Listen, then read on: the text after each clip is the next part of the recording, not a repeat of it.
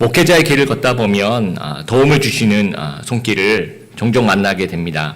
2010년 개척할 때도 개척 자금이 한 푼도 없었는데 빅골로라는 이탈리안 레스토랑에서 저한테 우리는 선교하는 기업입니다. 그래서 목사님과 교회에게 주일날 무료로 대여해 드리고 싶습니다라고 베풀어 주셔서 5년 동안 저희가 임대료를 내지 않고 귀하게 사용했었던 적이 있습니다. 이렇게 베품이 시작되면 이 관계도 같이 시작되는 것 같습니다. 그래서 그 인연으로 빅골로 사장님 직원들 아직까지도 좋은 관계를 또 이어가고 있습니다. 작년 12월 말에 시작되었던 빌립보서 강해가 이제 오늘 18번째 시간으로 이제 마지막 끝을 맺습니다. 빌립보 교회는 사도 바울의 2차 전도 여행 때 생겨난 교회입니다. 그 이후에 빌립보 교회는 사도 바울의 선교를 후원하면서 아까 제가 베품이 시작되면 관계도 같이 시작된다라고 이야기 드렸는데 마찬가지로 사도 바울의 선교를 후원하면서 계속 좋은 관계를 이어갑니다. 사도 바울이 감옥에 있을 때도 에바브로 디도 편으로 선교 후원금을 보내줍니다. 그리고 베풀어진 재정에 대해서 감사하는 마음을 담아서 답장을 쓴 것이 빌립보서입니다. 그래서 빌립보서는 처음 시작할 때부터 베풀면서 시작이 되었고 또 베풀음에 대한 감사를 표현하면서 또 끝을 맺고 있습니다. 오늘 마지막 시간에 이 베푸는 삶에 어떤 의미가 있는지 또 어떤 축복이 있는지 성경의 교훈을 좀 살펴보길 바랍니다. 첫 번째, 베푸는 삶은 바람직한 것이다 라는 겁니다. 여러분 14절에 보시면 너희가 내 괴로움에 함께 참여했다. 로마의 감옥에 있을 때 보살펴주고 선교 후원금도 주고 그 얘기죠. 너희가 나의 괴로움에 참여했으니 잘하였도다 이렇게 얘기합니다. 똑같은 구절 쉬운 성경에서 어떻게 번역하고 있냐면 필요한 순간에 여러분이 도와주어서 정말 고맙습니다. 여러분 설교 노트에 나와 있죠. 이 문맥상 보면 여러분 고맙습니다라고 얘기해야 될 것 같아요. 근데 우리가 이제 가지고 있는 개역 개정은 너희가 나에게 이렇게 베풀어 주었으니 잘했다라고 얘기를 합니다. 여러분 요걸 한번 성경에 나와 있는 것을 조금 꼼꼼하게 읽어보면 좀 재밌습니다. 예를 들어서 여러분 누군가 여러분에게 아주 맛있는 식사를 대접했어요. 그럼 여러분이 고맙습니다라고 얘기하려고 잘했어. 잘했어요라고 얘기를 하면 상대방이 좀 이상할 수도 있지 않습니까? 지금 그래서 제가 이럴 때 이제 원어가 필요한 거예요. 이게 정말 쉬운 성경이 번역을 잘한 것인가 아니면 개역개정이 원어대로 정말 잘했다라고 얘기한 건지 아니면 감사하다고 얘기한 건지 제가 원어를 찾아보니까 제가 써놨죠. 카로스라는 원어는 잘했다라고 얘기하는 거예요. good이라고 얘기하는 거예요. well, right. 그러니까 옳다라고 이야기하는 거예요. 그러니까 베푸는 삶은 옳다. 그러니까 마태복음 12장 12절에 안식일에 선을 행하는 것이 옳다라고 이야기할 때 그 옳다라는 단어 지금 똑같이 너희가 잘했다라고 이야기를 합니다. 그렇죠? 고맙다라고 해야 되는데 사도 바울은 잘했어라고 얘기합니다. 그 이유가 사도 바울이 예의가 없어서 그런 건 아닙니다. 잘했다, 고맙다라는 얘기는 앞에 충분히 이제 표현을 했고 지난 시간에 제가 고맙다라고 인사를 하면 또 오해할 수도 있다. 또 성교비를 더 달라고 오해할 수도 있으니까 자족함을 강조했다 얘기를 드리는 걸 기억하실 겁니다. 그러니까 사도 바울이 이 잘했다는 말을 통해서 어떤 교훈을 주시고 싶은 거예요. 그러니까 이러한 베푸는 생활 태도가 성도가 가져야 할 마땅하고 좋고 바람직하고 잘한 일이다라는 이야기를 하고 있는 겁니다. 그래서 우리도 마찬가지입니다. 저와 여러분이 빌립보 교회 성도님들처럼 재정적으로 잘 베풀고 있으면 저희들은 잘하고 있는 겁니다. 기독교적인 성숙의 증거가 됩니다. 근데 반대로 나는 생각해보니까 별로 베푼 게 없는 것 같아요. 그런 전 베풀어 본 적이 없어요 라고 생각된다면 이거는 반대로 성도로서 잘 못하고 있다는 겁니다. 그래서 오늘 사도 바울이 주시는 교훈이 너희들이 정말 잘하고 있으니까 앞으로도 계속해서 베푸는 삶을 살아라는 거예요. 하나님 나라를 위해서 베풀고 교회를 위해서 베풀고 이웃을 위해서 베풀고 성도들을 위해서 이렇게 베푸는 삶을 살아라는 것입니다. 두 번째, 타인에게 베푼 것이 곧 하나님께 드린 것이며 하나님을 기쁘시게 한다라는 겁니다. 18절에 보면 내게는 모든 것이 있고 또 풍족하니라. 에바브로 디도편에 너희가 준 것을 받았으므로 라고 이야기합니다. 내게는 모든 것이 있다. 이것은 이제 영수증을 발급하는 겁니다. 이 당시에 이제 빌립보 교인이 에바브로 디도편에 선교비를 보냈는데 이제 에바브로 디도가 좀 아팠잖아요. 그래서 한참 있다가 이제 나중에 와서 많이 걱정을 했어요. 네, 그 중에 하나가 혹시 배달 사고가 났을까 이런 걱정도 아마 했을 것 같습니다. 사도 바울이 잘 받았다. 모든 것이 다 풍족하다라고 얘기를 하면서 그 뒤에 나온 것이 내가 풍족하니라고 얘기하고 그 뒤에 뭐라고 얘기하냐면요. 이는 받으실 만한 향기로운 제물이요 하나님을 기쁘시게 한 것이다 라고 얘기합니다. 이 향기로운 제물이다라는 얘기는 구약 제사를 얘기하는 겁니다. 레위기 1장 9절에 여러분 한번 같이 주보에 나와 있는 거 한 목소리로 같이 읽어보겠습니다. 시작. 그 전부를 제단 위에 불살라 번제로 드릴지래 여호와께 향기로운 냄새니라. 구약 제사의 절정이 뭐냐면 이제 번제로 드릴 경우에 불에 태우죠. 그래 불에 타면서 이제 막 연기가 올라오죠. 이 연기를 이 냄새를 하나님께서는 향기로운 제물이다라고 얘기를 합니다. 그러니까 불에 태워서 모든 걸 드렸다라는 거예요. 그러니까 아낌없이 드림을 상징하는 겁니다. 그래서 분명히 빌립보 교회는 누구한테 줬습니까? 사도 바울한테 줬잖아요. 사람한테 줬는데 사도 바울이 이것은 나에게 준 것이 아니다. 하나님께 드린 것이다. 그렇다고 뭐 사도 바울이 나는 하나님이다. 이거 얘기를 하는 게 아닙니다. 이런 얘기를 하는 게 아닙니다. 이거는 하나님께 드려진 향기로운 제물이다라고 얘기를 하고 있습니다. 그래서 마태복음 25장에 보면 천국에서 양과 염소 이렇게 갈라놓는 그런 이야기가 나옵니다. 그러면서 임금이 이제 마태복음 25장에 나오는 그 임금이 하나님을 얘기하는 거죠. 양들, 그러니까 천국 백성들에게 칭찬을 하면서 이렇게 얘기를 합니다.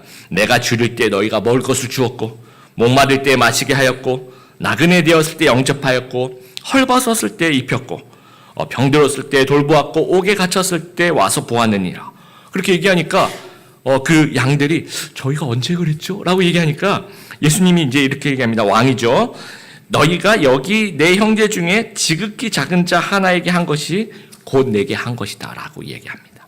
그러니까 타인에게 베푼 것이 그냥 사람에게 베푼 것이 아니라 하나님께 베푼 것이라고 얘기합니다. 성도가 정말 하나님이 마음에 감동을 주셔서 하나님 나라를 위해서 또 이웃을 위해서 뭔가 베풀었을 때 그것은 그 사람에게 베푼 것이 아니라 하나님께 베푼 것이라고 이야기합니다.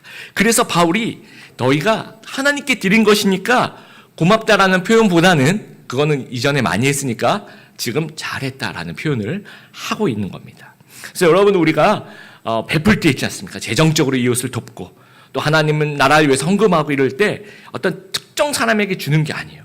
그래서 내가 너한테 줬으니까 너는 나한테 잘해도 내가 갑이고 넌 을이고 나한테 잘해야 되는데 왜 너는 나한테 잘 안 하니라고 혹시나 마음의 섭섭함을 느껴서는 안 된다는 거죠. 뭔가 요구하게 되면 우리가 이제 뭐라고 해야 될까요? 이게 거래가 될 수 있다는 겁니다. 이게 거래가 아니라 이것은 하나님께 드린다는 거예요. 우리가.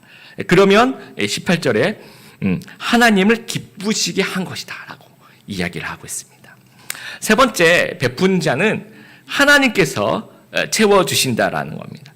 빌립보 교회는 장점이 되게 많은데 그 중에 하나가 이 베푸는 삶에 상당히 모범적이고 이 바람직한 모습을 보여주었습니다. 15절에 여러분 보시면 복음의 시초에 이제 사도 바울이 이제 선교 여행하던 그 초창기를 얘기하는 건데 2차 선교 여행을 얘기하는 것 같아요. 내가 마게도니아를 떠날 때 주고받은 일 너희가 이제 어떤 베풀어 준 일에 참여한 교회가 너희 외에 아무도 없었다는 거예요. 그러니까 빌립보 교회만 도와주었다라는 얘기고 또 16절에 그 이후에 이제 데살로니가에 가서 또 전도 활동을 하게 됩니다. 빌립보에서 전도 활동을 하고 그 이후에 데살로니가 갔더니 빌립보 교인들이 생겨난 지 얼마 안 됐는데도 불구하고 데살로니가 가서 열심히 전도하고 있는 사도 바울에게 몇 번이나 두 번이나 나 있을 것을 보내었다라고 얘기합니다. 그러면 빌립보 교회가 아마 굉장히 돈이 많은 교회였나 봐요.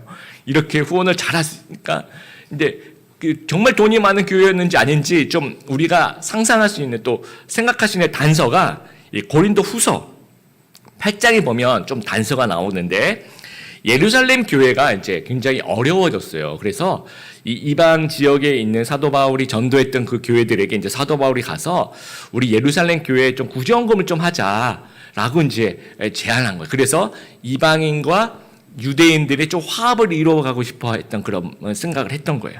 그래서 그 마게도니아 지역, 그 빌립보를 중심으로 한 그 지역에 가는 데마다 예루살렘 교회가 힘드니까 조금 우리가 모아서 좀 전달해 줄까요? 라고 이제 얘기했을 때 그 마게도니아 지역에, 그러니까 빌립보 교회가 이제 뭐 형님 교회인 거죠.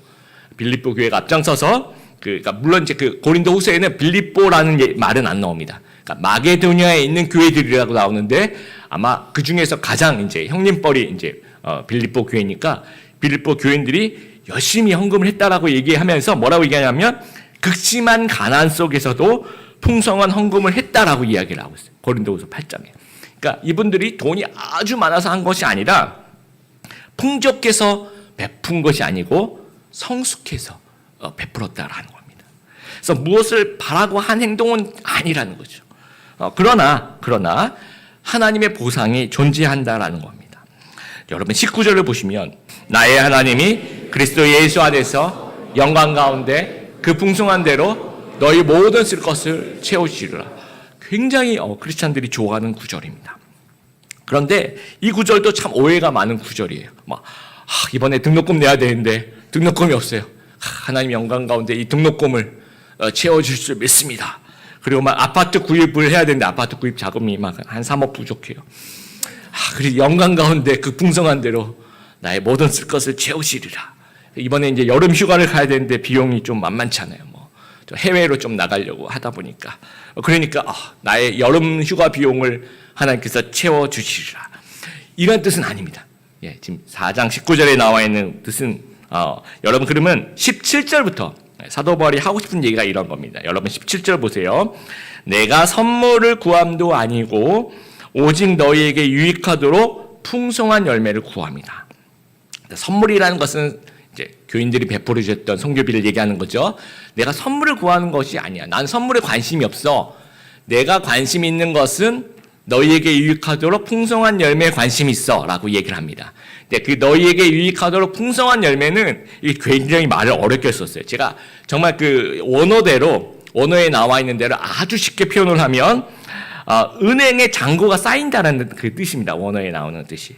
그래서 너희가 베푸는 것이 하늘 은행 계좌에 너희 앞으로 잔고, 포인트가 지금 쌓여가고 있어. 그 얘기를 지금 하고 있는 거예요. 무슨 얘기인지 알겠죠? 나는 너희들이 나에게 선물 줘서 기뻐하는 것이 아니고 하늘 계좌에 너희의 잔고와 너희의 포인트가 쌓여가고 있음을 보니까 너무 기뻐. 그 얘기를 지금 하고 있는 겁니다. 그러면 그 17절하고 19절하고 연결이 돼요.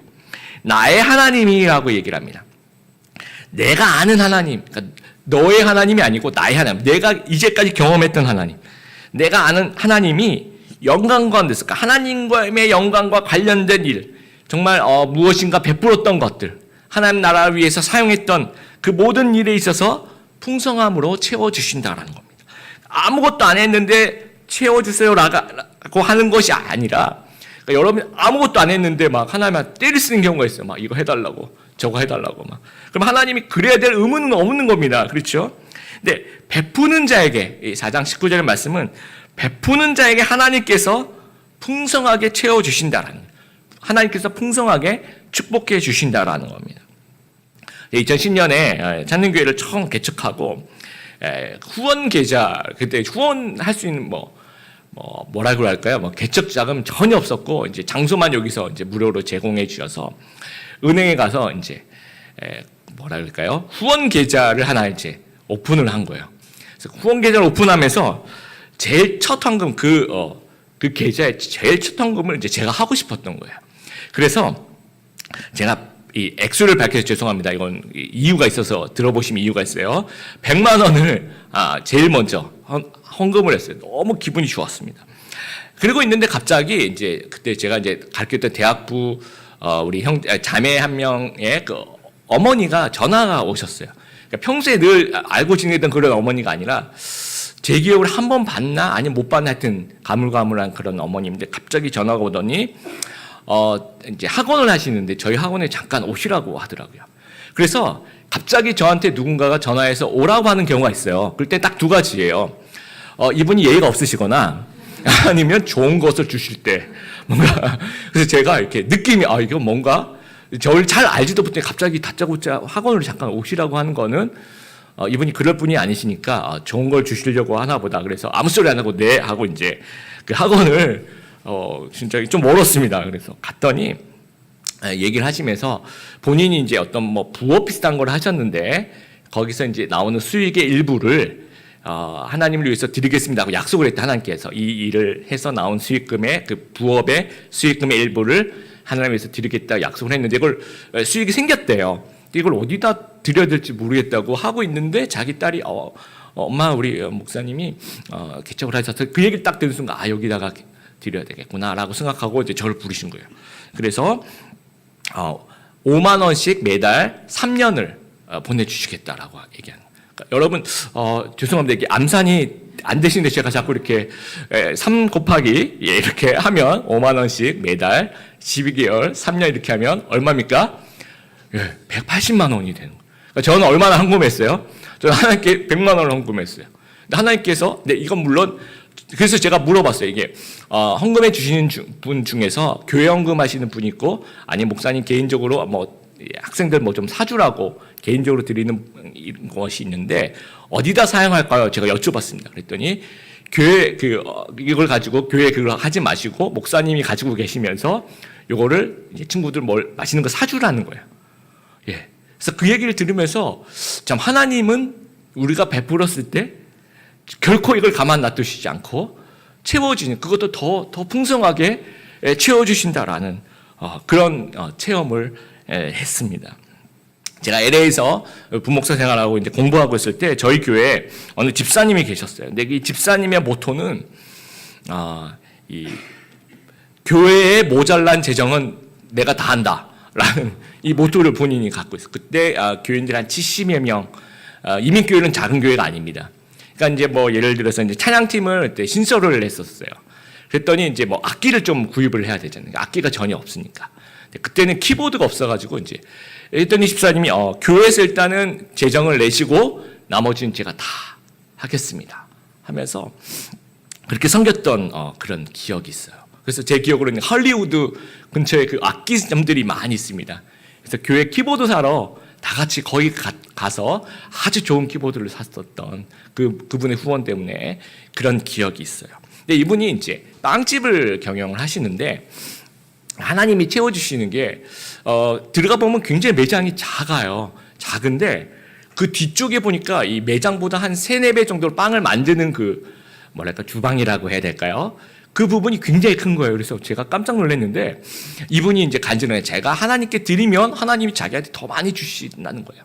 그래서 이렇게 하나님께 헌금하고 나니까 이 빵집에 이제 기내식이라고 하죠. 그 에어라인에서 전화가 온대요. 그래서 우리 에어라인에 그 간식으로 빵을 좀 대달라고. 그러니까 그게 하나가 들어왔을 때 이것도 어마어마한 돈이에요. 근데 그게 하나 들어오고 2개 들어오고 3개 들어오고 4개 들어오고 그 당시에 11개인가 12개 에어라인에서 조그마한 이제 빵을 이제 좀 먹는 그런 것들 보면서 이제 이분의 체험이 있는 거죠. 이게 하나님께 베풀었을 때 결코 마이너스 되지 않는다라는 것을 이분이 이제 체험으로 알고 있다라는 겁니다. 이 말씀도 마찬가지. 개척을 이제 저희가 했을 때 그 전에 제가 외부로 개인적으로 후원하는 것들이 있었어요. 여기 조금 저기 조금 하면서 액수로는 그렇게 많은 돈은 아니었는데 이제 후원을 하다가 이제 2010년 개척 딱 하니까 이제 제가 1년 동안 교회로부터 사례를 받지 않겠다 했는데 그러면서 이제 이 고민이 됐어요. 내가 1년 동안 그럼 조금 후원을 끊었다가 1년 뒤에 후원을 이어가야 될까? 그 이전에 이게 얼마 안 됐을 거라고 생각했는데 월급이 없다 생각하니까 이게 아주 크게 느껴지더라고요. 그래서 잠깐 고민을 하다가 아니다. 이거 뭐 하나님께서 주실 것 같다. 그래서 그냥 했어요. 그냥 똑같이 했는데 하나님께서 한 번도 그 부분에 대해서 이제 그게 마이너스가 된 적이 없었어요. 그 이상으로 하나님께서 더 희한한 방법으로 또 채워주시고 정말 쓸 것을 채워주시는 19절에 나와 있는 것처럼 풍성한 가운데 너희 모든 쓸 것을 채우시리라. 그 어떤 경험들을 하나님께서 하게 해주셨다라는 겁니다. 3년 전에 이제 제가 그때는 왼쪽 어깨가 이제 인대 손상이 됐었어요. 그래서 50견이라고도 하고 뭐 회전 근개가 파열됐다고 근처 병원에서 이제 그래서 수술하시라고 권하시더라고요. 수술을 하려고 그러는데 그러니까 저희가 아는 사람이 이렇게 한 다리 건너서 있는 그 어떤 정형외과 선생님이 이제 전화가 왔어요. 아는 사람 이제 그 얘기를 듣고 제가 먼저 전화한 게 아닌데 자꾸 저희 그 정형외과 잠깐만 오시라고. 그래서 제가 지금 아무래도 수술해야 될 것 같다. 그러니까 수술하기 전에 잠깐 오시라고 이렇게 2번이나 전화가 왔었습니다. 그래서 아까도 제가 자꾸 오라고 할 때는 둘 중에 하나라고 제가 말씀드렸죠. 예의가 없거나 아니면 좋은 것을 주시기 위해서. 그래서 그때 좀 그 생각을 못했어요. 좀 상담을 해주시려고 가이드라인을 좀 제시하려고 하시나 보다라고 이렇게 갔습니다. 그랬더니 수술하지 말고 물리치료를 한번 해보자라고 얘기하시더라고요. 그래서 나을 수 있을 것 같다고. 그래서 이제 물리치료 시작하는데 비용을 안 받으시는 거예요. 예, 그리고 제가 가면 이제 사람들께 쭉 기다리고 있잖아요. 근데 제가 딱 가면 무조건 프리패스. 그러니까 들어오라는 거 너무 미안하잖아요. 제일 마지막에 해도 되는데 늘 미안하고. 그리고 이제 그렇게 몇 달 동안 물리치료하면서 왼쪽 어깨 다 나았어요. 그리고 이제 3년 정도 지내 지금 이제 오른쪽 어깨가 이제 다시 아프기 시작하는 거예요. 근데 언제든지 오시라 그래가지고 갔는데 또 이제 지금도 이제 몇 달째 지금 물리치료를 지금 진행하고 있습니다. 그래서 늘 이렇게 고맙고 늘 죄송스럽고 그래서 막 어떨 때는 막 이분이 책을 좋아하셔서 이제 원장 선생님 좋아하신다고 이렇게 막 책 이렇게 엄선해서 사가지고 뭐 선물도 드리고 바카스 들고 가고 제가 막 그랬는데 제가 어렸을 때 저희 아버님은 이제 목사님이셨으니까 가정 예배를 드리거나 아니면 그럼 이제 기도하실 때 꼭 이렇게 우리 교인들을 위해서 기도하면서 하나님, 이제 교인들이 이제 시장에서 장사하시는 그런 분들이 가끔씩 이제 이렇게 뭐 채소라든지 뭐 이렇게 생선이라는 그런 거를 목사님 드시라고 좀 갖다 주시는 경우가 있어요. 그럼 이제 그게 상에 올라왔을 때 기도를 해주시는데 하나님 우리는 받기만 하고 갚을 길이 없으니 하나님께서 1000배나 갚아 주시옵소서 이런 기도를 늘 하셨어요. 그래서 어렸을 땐 그게 무슨 말인지 몰랐어요. 근데 지금 이제 제가 그런 위치에서 그런 사랑을 받다 보니까 이게 무슨 말인지 알 것 같아요. 예. 그래서 그 원장님이 나에게 베풀어 주신 것이 이 나에게 드린 게 아니더라고요. 하나님께 드린 향기로운 제물이고 하나님께서 채워주실 거라는 마음이 들기 시작했어요. 그래서 내가 미안해하진 않아야 돼. 내가 미안해하는 것이 아니고 내가 할 일은 감사하면서 정말 1000배나 갚아달라고 이 4장 19절에 읽어서 기도해 드리는 것이 내가 할 일이구나. 그런 생각이 좀 들었습니다. 여러분 빌립보서를 우리가 마무리하면서 빌립보서는 되게 너무너무 좋아요. 왜냐하면 이게 굉장히 사무적이지 않은 그 따뜻함이 있어요. 다른 서신에 비해서. 이 빌립보서를 읽어보면 서로 베푸는 사랑이 있어요. 재정을 서로 베풀고 도와줄 사람은 서로 이쪽에서는 에바브로 디도를 파송하고 이쪽에서는 디모데를 파송하고 도와줄 사람은 서로 보내고 또 서신을 보내고 또 서로 관심을 베풀고 서로 기도를 베푸는 어떤 그런 베푸는 사랑이 있어요. 그래서 우리 귀한 성도님들 이렇게 베푸는 삶을 사는 그런 성도님들이 되시는 귀한 죄들이 되기를 바랍니다. 여러분 받는 사람이 되고 싶어요? 아니면 주는 사람이 되고 싶어요? 제가 어느 책에 읽어보니까 그런 예화가 있더라고요. 어떤 그 동네에 사는 어떤 분이 갑자기 아주 좋은 차를 원래 그렇게 좋은 차를 사진 않았는데 좋은 차를 타고 이제 그 동네에 와서 막 자랑을 하는 거예요. 그러니까 갑자기 이런 차가 어디서 생겼냐니까 우리 형이 사준 거라고. 우리 친형이 동생을 사랑하는 마음에서 귀한 차를 사줬다 이렇게 자랑을 하는 거예요. 그러니까 이제 다들 옆에 있는 사람이 야 너희 너는 그런 형이 있어 좋겠다 그런 형이 있어 좋겠다라고 얘기하는데 딱 한 명이 저는 당신이 부러운 게 아니라 이런 동생에게 이런 차를 사주는 그런 형이 너무 멋있어요. 나는 나중에 커서 그런 형이 될 거예요 라고 얘기하는 거예요. 와 정말 제가 그 글을 읽으면서 야 이게 정말 멋있다라는 생각이 들었습니다. 주는 자가 복이 있다라는 겁니다. 그러니까 여러분이 제가 이 설교를 듣고 난 다음에 옆에 있는 사람 보면서 그러니까 네가 나한테 베풀어야 돼 이렇게 생각하시면 이거는 설교 잘못 들으신 거예요. 알겠죠? 그러니까 너는 설교 못 들었어? 그러면 안 됩니다. 예. 내가 언제나 적용은 나에게 내가 베푸는 자가 되어야 되겠다. 그 시작은 여러분 재정에 대한 태도부터 시작하는 겁니다. 그 시작은 재정에 대한 태도는 따라해 보겠습니다. 내 것이 아니라 하나님의 것이다. 이 마음부터 시작하는 거예요. 이것이 내 것이 아니면 베풀 수 있어요. 왜? 하나님의 것이니까. 이제 그래서 나는 청직이다. 나는 관리자다. 이제 이 훈련이 11조 훈련부터 하는 거죠. 11조 훈련하면서 이게 내 건가? 그걸 못해요. 이게 하나님 거다. 고백하면서 이제 하기 시작하는 겁니다. 그래서 우리가 하나님을 위해서 무엇을 할까의 시각으로 바라보기 시작하면 무엇을 베풀어야 할지 보이기 시작한다라는 겁니다. 저희 앞으로 가게 된 태국 그 방콕 단기 선교 거기 계신 이 선교사님이 연락이 이제 한 5월쯤에 이제 서로 연락을 하면서 이번에 그 CCC 여름 수련회를 제주도에서 한대요. 네, 이왕 할 거 좀 크게 하자 그래서 동남아시아에 있는 그 간사님들도 다 초청을 했어요. 근데 CCC는 참 좋은 단체인데 초청하면서 그냥 자기 돈으로 오라고 해요. 그거는 좀 하나님께서 다 주실 거라고 그냥 초청을 합니다, 일단은. 그래서 이분들이 이제 자비로 오시는데 동남아에서 이제 CCC 간사님들이 이제 태국에서 오시는데 한 50명 정도 오신대요. 오시는데 비행기표 어떻게 마련했는데 이제 오고 와서 수련회 갔다가 다시 서울로 와서 이제 또 모임도 하고 그래야 되는데 서울에 왔을 때 하룻밤 자려면 비용이 너무 비싼 거예요. 그래서 본인이 아시는 분들한테 다 연락을 해가지고 민박 좀 하게 해달라고. 이제 그런 연락이 왔는데 이제 처음에 제가 그 연락을 받고 잠깐 생각해보고 좀 물어봐야 되니까 연락을 이제 답장을 못 드리고 있다가 한 몇 주 지나고 난 다음에 채워졌겠지. 그래서 연락을 다시 해서 선교사님 다 민박 다 채워주셨냐고 그랬더니 아니래요. 아직도 안 채워졌대요. 그래서 이제 목사님 혹시 생활관이나 뭐 그런 거 있으면 좀 오픈해달라고 그렇게. 그래서 이제 제가 물어봤어요. 우리 남자 이제 여자 생활 다 채웠으니까 남자 생활 그때 5월 달에는 좀 여유가 있었어요. 네, 그래서 우리 생활관에 우리 좀 남자 간사님 한 3분 정도 오시는데 좀 괜찮겠냐 그랬더니 오케이 아주 흔쾌히 오케이를 하더라고요. 그래서 오시라고. 또 그 얘기를 또 다른 데서 얘기하니까 어느 집사님이 저희 집에 오시라고. 저희 집에 재워드려도 된다고. 이제 그 얘기를 제가 들으면서 드림이 교회에는 이름대로 정말 이렇게 드리는 이런 뜻도 있지 않나 그렇죠. 드림이라는 꿈도 하나님의 꿈을 드리는 거죠. 그렇죠. 정말 마음이 뿌듯했습니다. 이렇게 섬기려고 하는 분들이 너무너무 많으시구나. 또 매 여름마다 제가 작년에 왔을 때도 이제 바자회 한참 준비하고 있었는데 이 드림의 교회는 굉장히 믿음이 좋은 교회라는 사실을 제가 작년에 와서 어떻게 알았냐면 뭐 예정이 전혀 없는데 막 수련회를 가요.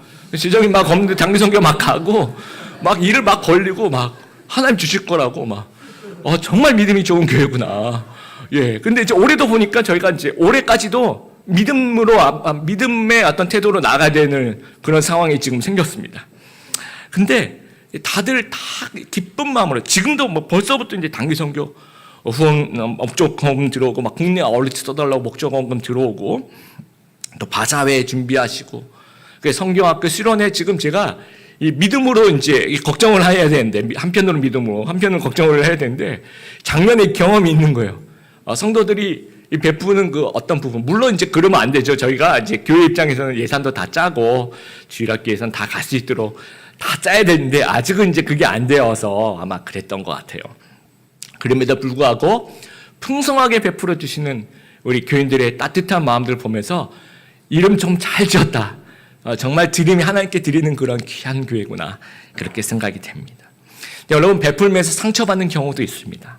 특히 이거 좋은 의도를 갖다 좀 이용하는 사람들도 있고요. 그러면서 또 나에게 상처가 되고 그렇게 돌아오는 경우도 물론 있습니다. 그래서 우리에게 필요한 것은 무엇이냐면 지혜가 필요한 것 같아요. 베풀면서도 비둘기같이 순결하고 뱀처럼 지혜로운 그런 어떤 모습이 저희들에게 필요한 것 같습니다. 말씀을 마무리하겠습니다. 우리가 하나님께 받은 것들이 우리가 참 많아요. 근데 우리가 하나님께 받은 것을 좀 되돌려 드리는 방법이 중에 하나가 우리 타인에게 주는 것입니다. 그러니까 재물은 참 이중성이 있는 것 같아요.